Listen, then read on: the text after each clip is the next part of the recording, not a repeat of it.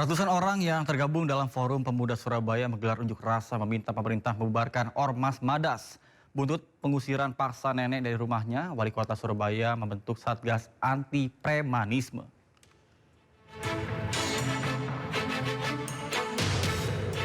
Ratusan orang menggelar unjuk rasa di depan gedung Geraha di Surabaya menuntut pemerintah membubarkan Ormas Madas. Aksi ini merupakan buntut dugaan penganiayaan dan pengusiran paksa terhadap nenek berusia 80 tahun, Elina Wijajanti, dari rumahnya oleh sekelompok orang diduga anggota Ormas Madas. Masa pun menilai Ormas Madas telah meresahkan warga. Selain itu, masa juga meminta polisi mengusut tuntas kasus ini. Jadi hari ini adalah pernyataan sikap perwakilan daerah rakyat Surabaya, jumlahnya mungkin 50-100 orang, untuk segera kepolisian mengambil sikap atau menaikkan status tersangka kepada para pelaku yang sudah viral videonya, wajahnya di mana-mana. Sikap kita jelas, tuntutan kita jelas, bubarkan ormas ini. Karena ormas ini dalam riwayat di Surabaya selalu bikin ulah. Premanisme, kriminal, sampai pada akhirnya terjadi kepada nenek Elina ini. Pemerintah Kota Surabaya pun memberikan perhatian khusus terhadap kasus ini.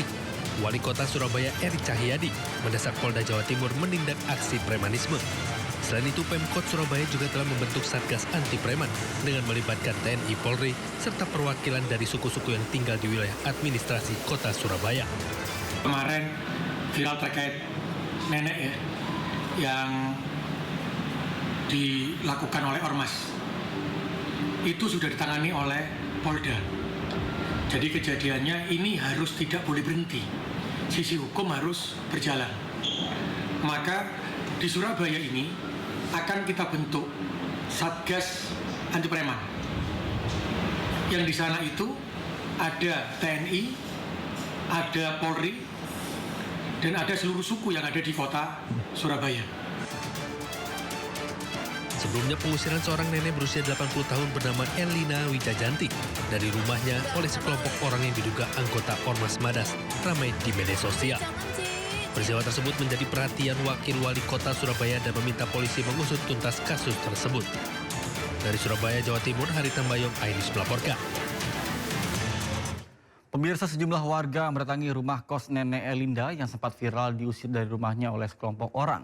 Warga bertemu dengan nenek Elinda untuk klarifikasi terkait dengan pengusiran rumah tersebut.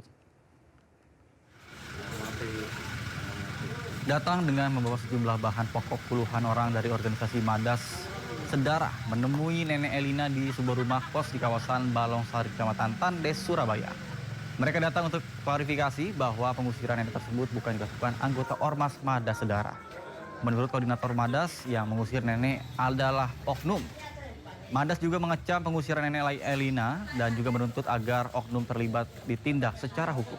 Ya, Madas Sedarah. Proses hukum itu harus benar-benar dipatuhi, bahwa negara kita negara hukum, semua ada prosesnya, dan kita tidak bisa bergerak sendiri-sendiri tanpa ada aturan. Semua itu sudah jelas aturan hukumnya. Informasi lainnya pemirsa, ciptakan kondisi aman dan nyaman. Di musim libur Natal dan Tahun Baru, polisi menggelar tes urin dan cek kesehatan bagi pengemudi bus antar kota antar provinsi di Terminal Bus Surabaya. Kemudian dalam tes urin tersebut ditemukan 2 pengemudi positif narkoba.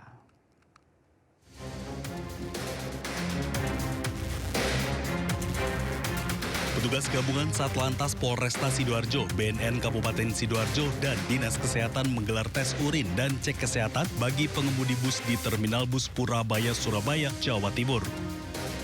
Tes kesehatan ini sebagai antisipasi terjadinya kecelakaan yang melibatkan bus antar kota selama musim libur Natal dan Tahun Baru. Sejumlah pengemudi bus antar provinsi didatangi petugas secara acak untuk kemudian dibawa ke pos pelayanan Polri untuk mengikuti tes urin dan cek kesehatan.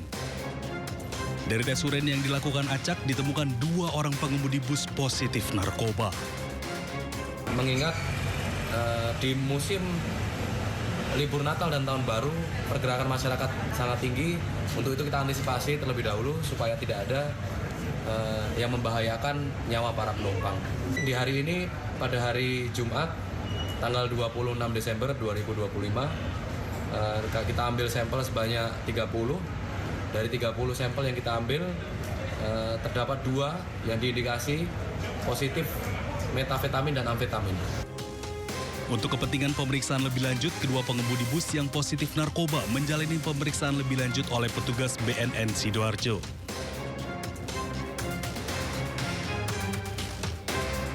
Kembali dibuka, Planetarium Jakarta menjadi destinasi wisata edukasi di momen libur Natal dan Tahun Baru. Informasinya usai jeda berikut, tetap bersama kami di Sindo Siang.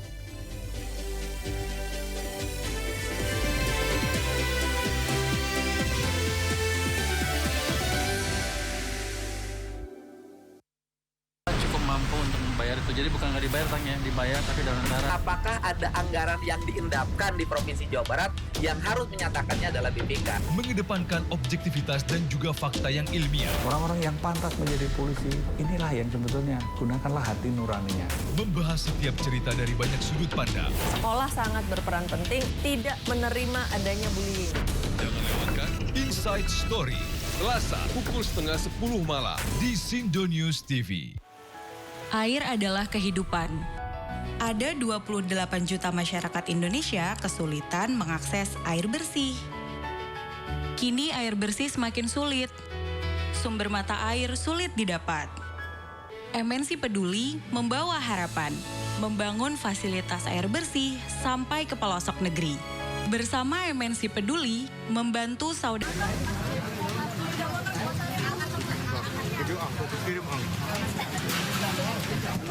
Angin kencang disertai hujan deras merobohkan tenda acara pernikahan di Desa Sambang, Kecamatan Gunung Jati, Kabupaten Cirebon, Jawa Barat. Akibat kejadian ini, 1 orang warga mengalami luka karena tertimpa besi tenda dan langsung dilarikan ke puskesmas terdekat untuk mendapatkan perawatan medis. Usai kejadian, panitia acara membersihkan area tenda dan kembali melanjutkan acara. Dengan adanya angin tiba-tiba, hujan tuh angin besar.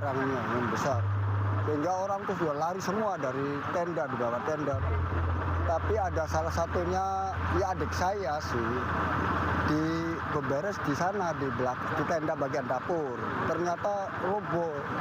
Sementara itu, data dari BPBD Kabupaten Cirebon, angin kencang juga merobohkan bangunan serta 2 pohon tumbang. Pihak BPBD mengimbau agar warga tetap berhati-hati. Dari Cirebon, Jawa Barat, Toh Iskandar, iNews melaporkan.